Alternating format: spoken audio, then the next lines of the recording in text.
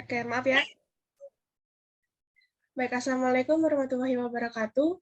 Eh, Pada pagi hari ini kami akan menjelaskan manajemen proyek tentang feasibility study, yaitu proyek Dream Wedding. Kelompok 4 ini berisikan ada Duma Azaki Amboro, ada Indi Pujianti, Isabella Putri Suminat, Melva Melinda, dan saya sendiri, Zahra Khairunisa. Selanjutnya akan dijelaskan oleh Melva. Baik, terima kasih Zahra. Pada presentasi ini kami akan membahas mengenai analisis bisnis secara garis besar dan beberapa penjelasan singkat mengenai Dream Wedding. Next. Yang pertama dari logo Dream Wedding sendiri. Logo Dream Wedding sendiri ini kami terinspirasi dari dua buah cincin yang saling berhubungan, di mana ini melambangkan komitmen dari kedua calon mempelai. Kemudian ada logo type Dream Wedding yang melingkar di atas dari logogram yang tadi. Kami memilih warna gold karena warna gold melambangkan kemewahan dan juga ketika kita membuat desain dari UI, kita menggunakan nuansa warna gold. Kemudian dari kedua warna ini disesuaikan dengan kebutuhan, apakah ingin menggunakan yang sebelah kiri dengan background hitam atau yang kanan dengan background putih. Next. Selanjutnya latar belakang. Ada beberapa latar belakang yang melatar belakangi adanya Dream Wedding ini. Yang pertama adalah teknologi, yang mana perkembangan teknologi pada saat ini pada baik teknologi informasi ataupun komunikasi mendorong munculnya ide bisnis baru, terutama bisnis jasa dan layanan. Yang kedua, gaya hidup. Gaya hidup masyarakat modern lebih ingin sesuatu yang simpel dan praktis karena mereka biasanya sibuk dengan pekerjaan ataupun aktivitas mereka, sehingga tidak ada waktu untuk mempersiapkan segala sesuatunya seperti pada saat pernikahan, sehingga membutuhkan jasa dari wedding organizer. Kemudian peluang. Kami melihat banyak peluang dari bisnis jasa dan layanan industri untuk wedding organizer saat ini cukup berkembang. Maka dari itu proyek ini akan kami garap. Kemudian stakeholder, adapun stakeholder dari Dream Wedding tersendiri, yang pertama ada owner atau CEO Dream Wedding, yang kedua karyawan, yang ketiga investor, konsumen atau end user, supplier. Nah, supplier ini kita sudah bermitra dengan vendor-vendor terpercaya seperti fotografer, MC, entertainment, wardrobe, catering, make up, dan lain sebagainya. Kemudian ada kompetitor, pemerintah, media massa, komunitas, dan masyarakat umum. Stakeholder ini yang berperan terhadap keberlangsungan aktivitas bisnis kita dari awal hingga akhir. Kemudian penjelasan selanjutnya akan dilanjutkan oleh teman saya, Isabella. Untuk pendekatan bisnis yang kami lakukan, kami menggunakan dua pendekatan, yaitu pendekatan permintaan dan juga penawaran. Untuk permintaan, karena kesibukan masing-masing calon pengantin dalam pekerjaannya, dengan menggunakan jasa wedding organizer, penggunaan waktu dan tenaga lebih efisien dalam mempersiapkan acara pernikahan. Oleh karena itu, karena banyaknya permintaan jasa wedding organizer, kami hadir untuk membantu mempersiapkan acara pernikahan sesuai dengan impian mereka. Yang kedua itu ada berdasarkan penawaran. Kami menawarkan berbagai macam harga sesuai dengan budget dan kebutuhan pasangan. Kami juga memberikan banyak penawaran eksklusif dengan adanya bundling promo dan penawaran menarik lainnya.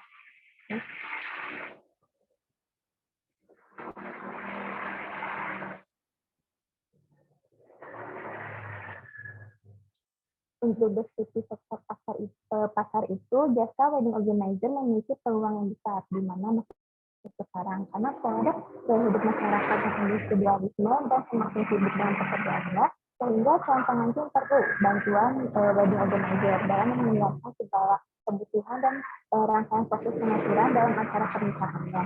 Ada beberapa alasan mengapa calon pengantin memerlukan jasa wedding organizer, di antaranya yaitu karena waktu yang berharga, mengefisiensikan waktu dan juga tenaga, dan juga penampilan yang sempurna. Analisis potensi pasar dan kompetitor.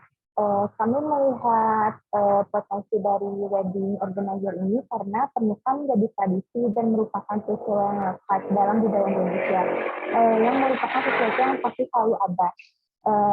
Potensi lainnya itu karena perubahan pola hidup masyarakat yang sibuk dan individualismenya. Lalu untuk kompetitor, kami mengambil contoh kompetitor dari bidang wedding cassette yang menawarkan salah satu packaging-nya yang berharga 65 juta, yang berisi setting yang 50 tak, makeup dan busana, dekorasi, dokumentasi, musik entertainment, MC, acara adat daerah dan juga. Lalu kami dari Dream Wedding menawarkan package 80 juta dengan penawaran yang lebih eksklusif dengan isi diantaranya seperti ada shopping 400 pack, makeup dan busana, dekorasi, dokumentasi wedding dan juga pre-wedding, musik entertainment, MC, upacara adat daerah, dan juga venue. Venue itu bisa memilih hotel atau gedung. Selanjutnya juga yang terakhir pasti ada bonusnya. Next.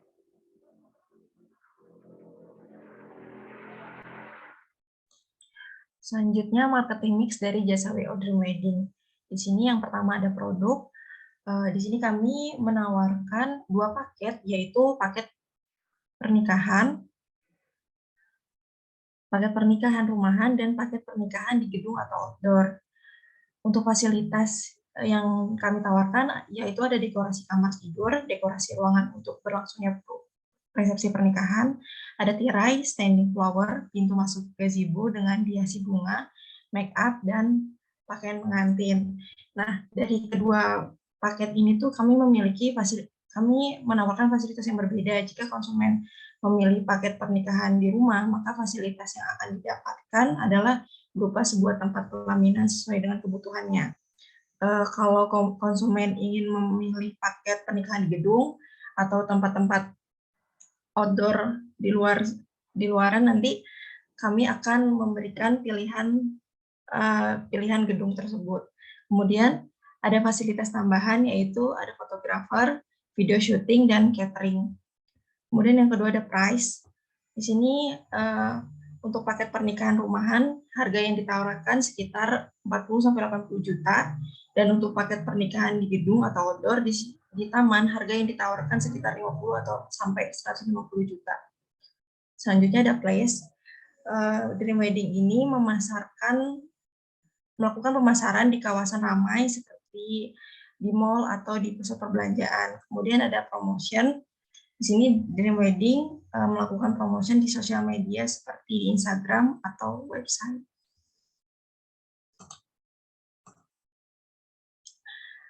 Selanjutnya ada lokasi proyek. Kami memilih lokasi proyek di Bandung, Jawa Barat. Alasannya karena Bandung ini termasuk kota besar yang dimana terdapat banyak destinasi, tempat atau gedung mewah untuk berlangsungnya acara pernikahan. Selain itu, minat masyarakat di kota-kota besar termasuk Bandung ini lebih memilih menggunakan jasa WO. Next.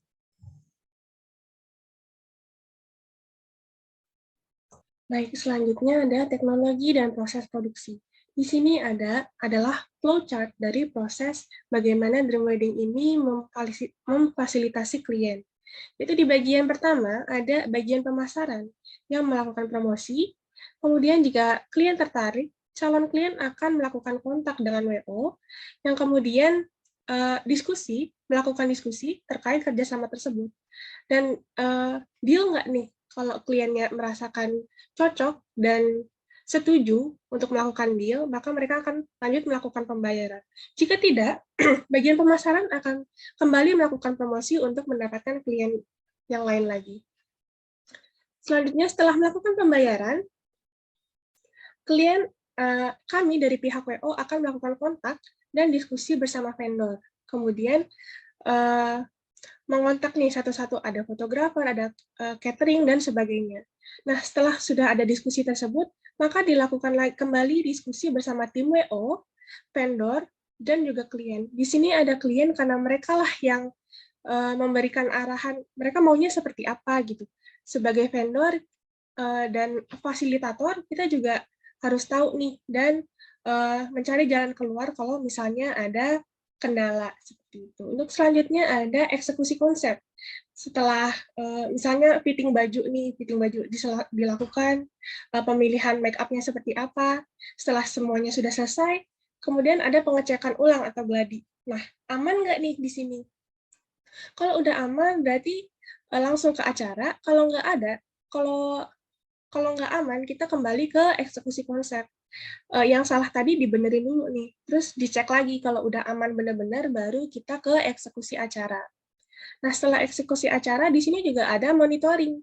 Kalau misalnya di acaranya ada kayak timekeeper, itu kan juga harus dimonitor ya. Terus misalnya ada catering, kalau makanannya kurang nih, ayo ditambah lagi gitu misalnya. Terus selanjutnya ada penutupan dan evaluasi acara. Nah, sebelum lanjut, dapat dilihat pada proses tersebut bahwa komunikasi ini merupakan salah satu faktor penting pada proyek, terutama pada bidang jasa. Maka teknologi yang dibutuhkan yaitu jaringan smartphone, dan pada saat acara pernikahan di hari H-nya ini, kita membutuhkan, karena kalau menggunakan smartphone itu sulit ya, lama gitu. Dari pihak WO akan menyediakan walkie-talkie yang jumlahnya terbatas, sehingga yang memegang alat tersebut ini adalah orang yang bertanggung jawab atas bagiannya masing-masing dan memastikan pesan yang diberikan tersampaikan dengan baik ke rekan kerja yang lain.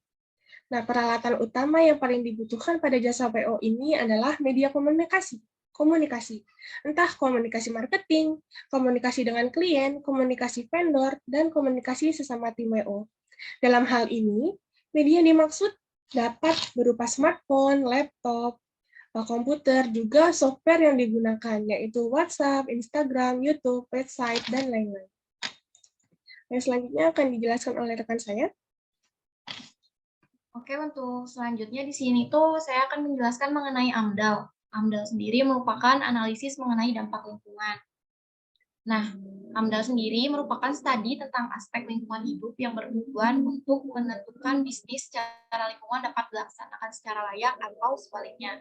AMDAL juga merupakan suatu hasil studi mengenai dampak suatu kegiatan yang direncanakan dan diperkirakan mempunyai dampak penting bagi lingkungan hidup di sekitarnya.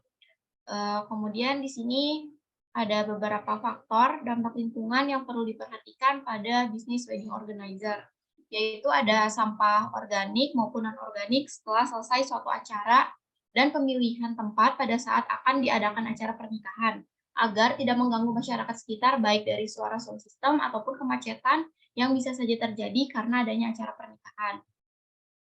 Nah, di sini kami mempunyai beberapa solusi untuk menangani sampah dan juga untuk mengurangi kemacetan atau polusi suara dari kesalahan pemilihan tempat.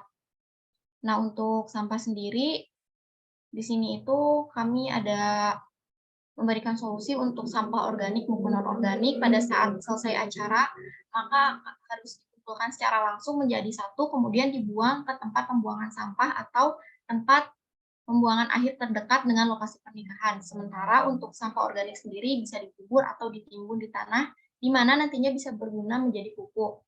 Karena seperti yang kita ketahui, jika sampah tersebut tidak dibuang dan dikumpulkan secara langsung, maka itu akan mengganggu dan nantinya akan mengganggu masyarakat di sekitarnya. Kemudian untuk pemilihan tempat sendiri, tim Dream Wedding dapat membantu dan membuat tempat yang representatif dan mampu menghindari terjadinya polusi udara, polusi suara, dan kemacetan jalanan yang dapat mengganggu ketenangan masyarakat sekitar. Selanjutnya. Kemudian di sini ada struktur organisasi Dream Wedding. Yang pertama itu ada CEO, yaitu Melva Melinda. Kemudian ada Departemen Keuangan, Isabella Putri Sumina. Departemen Operasional, saya sendiri, yaitu Indri Furgianti. Kemudian ada Departemen Pemasaran, Duma Agaki Amboro. Dan Departemen Sumber Daya Manusia, yaitu Jahra Khairunisa. Nah, yang pertama ini apa sih tugas dari CEO itu? Nah, tugas dari CEO ini untuk mengawasi dan juga mengkontrol kegiatan bisnis secara keseluruhan dan melakukan kerjasama dengan pihak-pihak eksternal guna kepentingan pengembangan bisnis. Kemudian ada Departemen Keuangan memiliki tugas mengkoordinasikan, melakukan pengawasan dan pencatatan aktivitas yang berkenaan dengan sistem keuangan.